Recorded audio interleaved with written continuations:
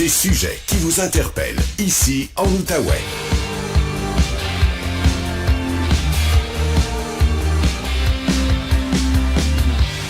Voici Louis-Philippe Brûlé. On est de retour et c'est le temps d'aller retrouver le microbiologiste Patrick Filion, qui est aussi, vous le savez, professeur au Cégep de l'Outaouais.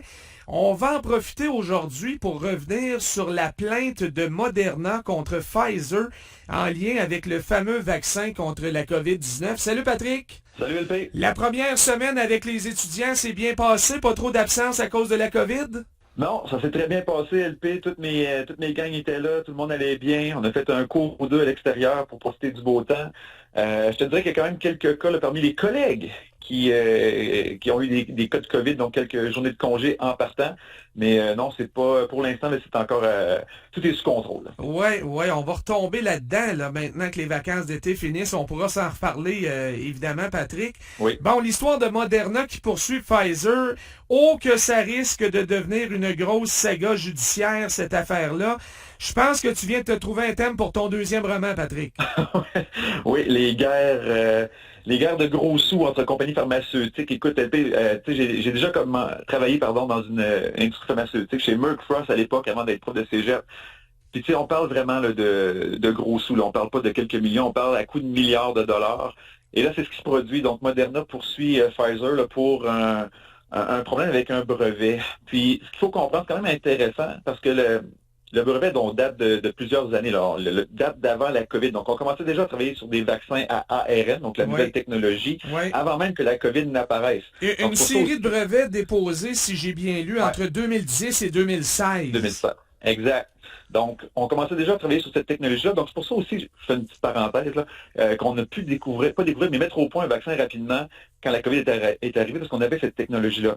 Donc là, la chicane date sur des brevets qui datent de ces années-là. Mais Moderna a, on va dire, laissé aller Pfizer pendant la pandémie pour permettre justement d'avoir que la population ait un accès à des vaccins plus rapidement. Mais là, Moderna juge que la pandémie, sans être terminée, là, on va dire que le pire est peut-être passé et qu'il y a une espèce d'équilibre qui se crée. On peut recommencer à chicaner, là. Là, on a le droit de recommencer à chicaner. Et là, écoutez, on va en parler pendant des années de cette poursuite-là parce que ça va durer des années. Les chances sont que ça va probablement se régler hors cours à coût de dizaines de milliards de dollars LP, là, ça va être des sommes inimaginables, mais ça a généré des revenus de ce type-là. Donc, reste à voir là, si Pfizer, par exemple, pourra continuer à utiliser cette technologie-là pour la COVID ou d'autres maladies, parce que là, la game se joue là aussi. Là, on a développé, oui, des vaccins ARN contre la COVID, mais là, l'idée, ça va être de développer des vaccins contre d'autres maladies. Donc là, on parle encore de centaines de milliards de dollars. Ben oui, des vaccins et des traitements là, pour prévenir et soigner plein d'autres maladies, notamment des formes de cancer, Patrick, éventuellement. Les formes de cancer, peut-être un éventuel vaccin contre le VIH, les différentes grippes. Donc, c'est vraiment énorme comme problème. Je trouve ça triste en même temps aussi parce que tu espérais qu'il y ait une espèce de partage pour justement que les populations vulnérables, que tout le monde ait accès à des vaccins. Donc, on voudrait que les compagnies, les grosses compagnies partagent ces connaissances-là pour qu'on ait un accès plus rapide à des vaccins, mais non, c'est une question dans la vraie vie, c'est pas comme ça que ça se passe, là. T'es un peu trop idéaliste, Patrick. Oui, j'ai une espèce de belle naïveté en l'humanité, puis j'ose espérer que des choses comme ça vont se faire. Puis à quelque part, ça s'est fait un peu avec la patience de Moderna de laisser aller le pire de la COVID. Fait que ça, je vais leur donner cette bonne note-là. Mais écoute, là, ça risque de compliquer la chose là, pour les années à venir. Mais encore là, Patrick, c'est assez spécial parce que là, c'est Moderna qui poursuit Pfizer. Mais il y a d'autres poursuites du même genre pour des violations de brevets en lien avec la technologie ARN messager qui ont été déposées dans le passé, notamment contre Moderna. Alors, tu le disais, hein, ça joue dur dans ce milieu-là parce qu'il y a évidemment de très gros bidous en jeu.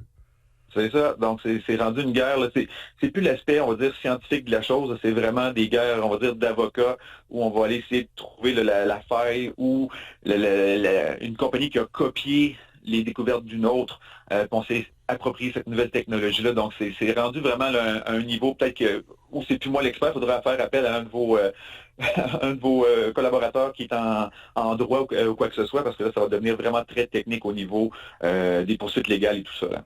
Parlant de vaccins, il faut rappeler que la campagne pour les Québécois, tous les Québécois de 18 ans et plus, à compter de mercredi, ça reprend. Donc, il y a déjà une certaine reprise, mais à compter de mercredi, là, toute personne de 18 ans et plus peut aller chercher une dose de rappel, à condition que la dernière dose remonte à 5 mois et plus. C'est bien ça. Donc, puis là, encore une fois, on sent qu'il y a une espèce de ralentissement dans la vaccination. On n'a pas l'impression de vivre le même paradigme que l'on vivait il y a quelques années où il y avait une espèce d'urgence. Mais je vais quand même rappeler aux gens, là, disons, les pires mois de l'année s'en viennent.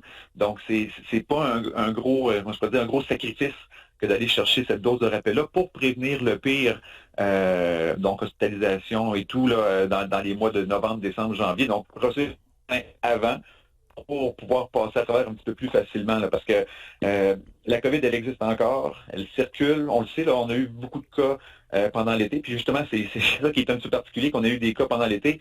Je veux dire, ça annonce pas nécessairement quelque chose de bien là, pour l'hiver. Donc, moi, j'encourage les gens, encore une fois, à aller chercher leur dose de rappel.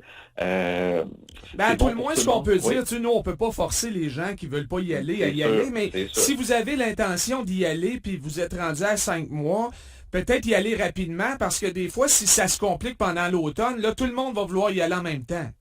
Exact. Puis là, on a la chance aussi d'avoir un vaccin bivalent qui va arriver bientôt. Donc ça, c'est pour peut-être les gens qui hésitaient et se disaient, ah, ben là, je suis pas sûr, c'est encore le même vaccin. Mais là, on va avoir un vaccin qui risque d'être un petit peu plus près des virus qui circulent présentement et qui va peut-être offrir une meilleure protection. Donc là, ça peut devenir intéressant pour ceux qui hésitaient. Là, je pense que ça vaut la peine avec ce nouveau vaccin-là qui va limiter, encore une fois, beaucoup les cas graves et les hospitalisations. Je vais être honnête, c'est ce que j'attendais. On dit qu'il va arriver ici au Québec dans moins de 2 semaines. Oui, donc ça devrait être pratiquement là, à la mi-septembre. Donc, puis on a dit aussi, c'est important, on ne va pas passer nos vieux stocks là, du vaccin original. Donc, dès qu'on reçoit les nouveaux, toute personne qui va se présenter à une clinique de vaccination va recevoir le nouveau vaccin, non pas là, les stocks qu'on veut écouler. Donc, on va vraiment faire un changement pour s'assurer que l'ensemble de la population ou l'ensemble des gens qui vont se faire vacciner reçoivent le vaccin le plus récent. Fait que ça, c'est intéressant aussi. Ouais. La COVID, Patrick, ne fait plus peur à beaucoup de monde ici et ça explique là, ce dont on vient de parler, le faible engouement pour les doses de rappel. Mais pour l'OMS, la pandémie est loin d'être terminée. L'OMS annonçait d'ailleurs il y a quelques jours qu'on a franchi le 1 million de décès dans le monde depuis le début de 2022. Faut dire qu'il y a un tiers de la population mondiale qui n'est pas du tout vaccinée encore au moment où on se parle. Non, c'est ça. Écoute, on va dire 1 an et demi après le début de l'arrivée des nouveaux vaccins contre la COVID, il y a encore un tiers de la population mondiale. Donc, on parle de plusieurs milliards de personnes là, qui n'ont même pas reçu ne serait-ce qu'une seule dose. Puis ici, il y en a qui sont rendus à 4 puis 5 doses, Patrick. Exact. Moi, c'est ça. Je vais faire la file dans quelques semaines pour aller chercher ma 4e. Donc, on voit qu'il y a vraiment une disparité là, entre les pays les mieux nantis et les pays peut-être un petit peu plus pauvres. Puis là, tu parles d'1 million depuis le début de l'année. On parle de 6,5 millions de décès depuis le début de la pandémie. Donc, c'est beaucoup. Puis comme tu dis, on ne vit pas la même réalité non plus qu'il y a 2 ans. Donc, faut voir le côté positif. Donc, on a des vaccins, en tout cas, pour les pays un peu plus riches, ont des vaccins, on traite mieux la maladie, mais c'est encore quelque chose qui frappe. Il y a encore des personnes qui sont relativement en santé, qui vont souffrir de la COVID, puis on parle pas juste d'hospitalisation, on parle vraiment aussi de gens qui vont avoir des problèmes de COVID longue, qui vont avoir des répercussions sur leur santé. Donc, il faut prendre ça quand même au sérieux, même si on va dire qu'en tant que société, on la gère mieux. Nos hôpitaux sont peut-être mieux équipés, on a les meilleurs médicaments, mais on sait comment la traiter. Mais il ne faut pas oublier non plus que je ne veux pas faire minimiser la COVID puis amener ça juste en termes de chiffres et de dollars. Mais une personne, par exemple, qui va être aux soins intensifs, on parle d'une personne, pas d'une personne, d'un séjour de peut-être une dizaine de jours. Le coût par personne, pour le séjour de 10 jours, c'est à peu près 42 000 puis pour les personnes qui sont hospitalisées, donc pas aux soins intensifs, mais hospitalisées, on parle d'un séjour moyen d'environ 2 semaines, puis là, ce serait 22 000 Donc, c'est quand même des coûts au niveau de la société. Oui, c'est pas le patient qui paye, on n'est pas aux États-Unis, donc on a un système de santé qui va prendre soin de tout ça, puis c'est très bien. J'encourage et je félicite notre système de santé, mais c'est quand même des coûts qui sont réels, puis c'est des gens qui travaillent pour prendre soin de ces personnes-là, donc on ne peut pas prendre soin des autres problèmes ou autres maladies, c'est ça. opérations, Quand etc. on fait ça, quand on soigne ces gens-là, on fait pas d'autre chose au niveau du personnel de la santé, puis on sait à quel point on en manque. Et même chose pour l'argent. Quand on dépense de l'argent là, ben c'est de l'argent qu'on peut pas dépenser ailleurs. C'est ça. Fait que, encore une fois, je ne veux pas juste minimiser la maladie puis en faire une somme en termes de dollars, mais ce sont des réalités. Donc, faut y penser. Puis, comme on vient de le dire, la vaccination peut être un moyen simple de limiter justement ces hospitalisations-là. Puis, ça nous prend quoi? C'est 15 minutes. On va se faire vacciner, on attend un petit peu dans la salle d'attente, puis on sort. Donc, si ne serait-ce que ce serait ça la bonne raison, écoute, ça peut faire une différence. Il va y avoir moins d'absentéisme aussi au travail, des choses comme ça. Donc, il y a plein de bonnes raisons de le faire, même si, selon ce qu'on voit, selon qu'on constate, la gravité de la maladie semble moindre, mais elle est quand même présente, puis elle a un coût réel au niveau de la société, au niveau humain, puis au niveau monétaire aussi. OK, on va s'arrêter là pour aujourd'hui, Patrick. Bonne semaine, puis on reprend ça évidemment lundi prochain.